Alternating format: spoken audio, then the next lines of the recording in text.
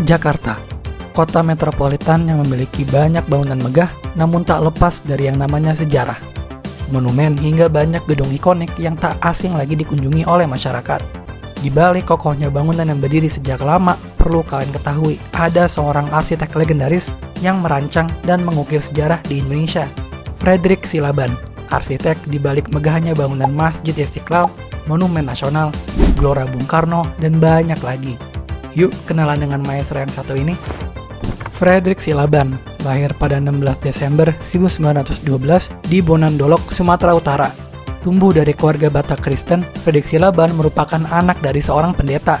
Sebelum menimba ilmu arsitek di Belanda, Fredrik Silaban adalah lulusan Koningen Wilhelmina, sekolah teknik pertama di Jakarta. Semangatnya dalam dunia arsitektur tidak padam, bahkan membawanya hingga ke Belanda, yaitu di Akademi van Bouwkunst di Amsterdam. Sebelum terjun menjadi arsitek, Fredrik sempat menjadi pegawai pemerintahan hingga tahun 1965.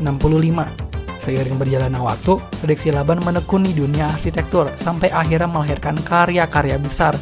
Mungkin bukan nama yang familiar bagi sebagian besar masyarakat Indonesia, namun karyanya berdiri megah di jantung Jakarta. Salah satunya Masjid Istiqlal. Yang membuatnya istimewa, beliau adalah seorang Kristen Protestan yang justru dipercaya merancang masjid terbesar di Asia Tenggara. Lalu, bagaimana sih awal mulanya dibangunnya Masjid Istiqlal? Pada tahun 1955, Presiden Soekarno menggelar sayembara besar untuk desain Masjid Istiqlal. Ide pembangunan masjid ini pertama kali digagas oleh tokoh-tokoh besar. Presiden Soekarno yang sangat mendukung proyek ini bahkan turun langsung sebagai ketua tim juri. Meskipun berasal dari agama Kristiani, Fredrik Silaban memutuskan mengikuti sayembara tersebut setelah melalui pergulatan batin yang mendalam. Bahkan siap mundur jika tidak merasa direstui secara spiritual. Namun, ia tidak menemukan hambatan dan merasa bahwa ini adalah jalan yang diizinkan oleh Tuhan. Karya desainnya yang berjudul Ketuhanan akhirnya keluar sebagai pemenang. Sebuah keputusan yang bukan hanya berdasarkan estetika dan teknik, tapi juga mencerminkan nilai-nilai kebinekaan dan kepercayaan antar umat beragama.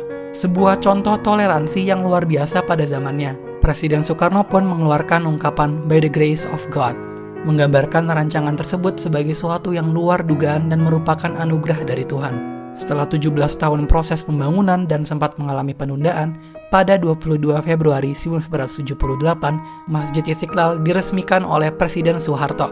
Atas jasanya, Fredrik menerima kehormatan yaitu bintang jasa utama dari pemerintah dalam merancang masjid tersebut, yang juga membuka jalan yang besar dalam berkontribusi untuk pembangunan berbagai bangunan bersejarah di Indonesia lainnya. Salah satunya, ia merancang Monumen Nasional atau Monas, yang menjadi simbol ibu kota Jakarta. Lalu, ia juga merancang kompleks olahraga Gelora Bung Karno, stadium besar yang banyak dikunjungi hingga saat ini.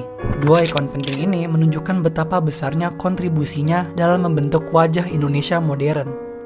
Tak hanya itu ternyata, ada bangunan dan gedung hasil karya Fredrik Silaban lainnya yang masih kita jumpai sampai detik ini.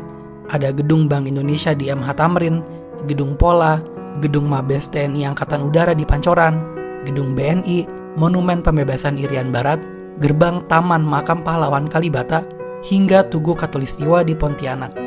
Atas dedikasinya, Fredrik Silaban dianugerahi berbagai penghargaan, seperti Satya Lencana Pembangunan dari Presiden Soekarno, gelar Honorary Citizen dari New Orleans, Amerika Serikat, bahkan Universitas Darmstadt di Jerman Barat mengakui desain kubah Masjid Istiqlal sebagai hak ciptanya dan menyebutnya sebagai Silaban Dome. Beliau juga turut berperan menjadi salah satu arsitek paling berpengaruh di Indonesia dan berperan penting dalam pembentukan Ikatan Arsitek Indonesia. Pada 14 Mei 1984, Fredrik Silaban wafat di Jakarta akibat komplikasi penyakit, meninggalkan warisan sejarah yang tak ternilai dalam bentuk karya arsitektur dan semangat toleransi beragama. Hari ini, kisah Fredrik Silaban bukan hanya tentang bangunan. Ia adalah pengingat bahwa kebesaran sebuah bangsa dibangun oleh keberagaman dan saling percaya antar umat manusia. Menyampaikan bahwa toleransi bukan sekedar slogan, tapi bisa diwujudkan dalam karya nyata yang berdiri abadi di tengah kota. Karya-karya rancangan Fredrik Silaban saat ini masih dapat kita kunjungi dan akan terus hidup dari waktu ke waktu.